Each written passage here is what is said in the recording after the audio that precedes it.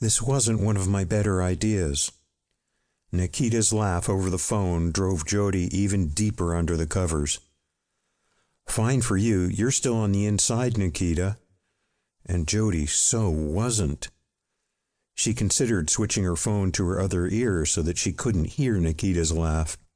Holding her phone in her left hand still felt wrong, but the blast that had taken both her and her dog out of action with the SEAL teams had left her right ear completely deaf. What made you think moving back in with your parents made any kind of sense? I like my parents, and you don't think that makes you weird? Not being helpful, Nikita. Jody pulled the covers over her face so that she couldn't see her room. She'd left home at 18 to go into the Navy. She was back at 30 when 12 years of service was cut off as suddenly as a New York taxi cutting through a crosswalk.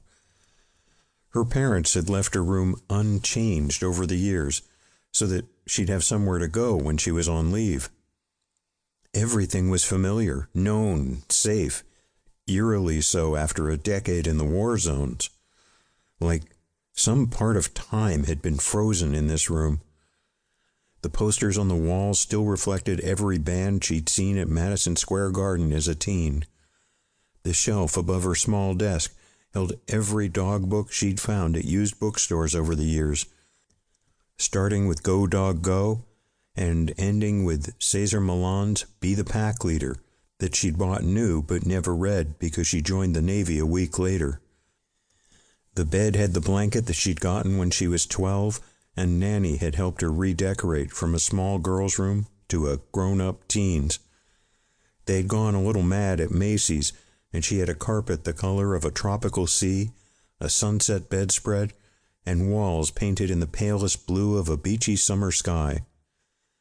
And here Nikita was, telling her that rather than being embraced by the room, she'd been entombed here, as if that was helpful information. What better way to ease back into civilian life than sitting at the breakfast table as Mom and Dad prepared for their morning ride into the city? Mom would take the A or C train from Brooklyn to the New York downtown hospital where she'd been a nurse since college. Rather than taking the more convenient F train, Dad would ride with her, then stay on up into Midtown. He'd stroll across 42nd, buying a second cup of coffee before reaching his job as a librarian at the New York Public Library. For all Jody knew, that had been their invariable routine since the day they were married and first moved back into Pop Julius's brownstone.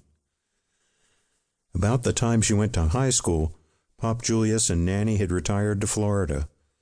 Mom and Dad hadn't even moved into the big bedroom on the main floor, saving it as the guest bedroom.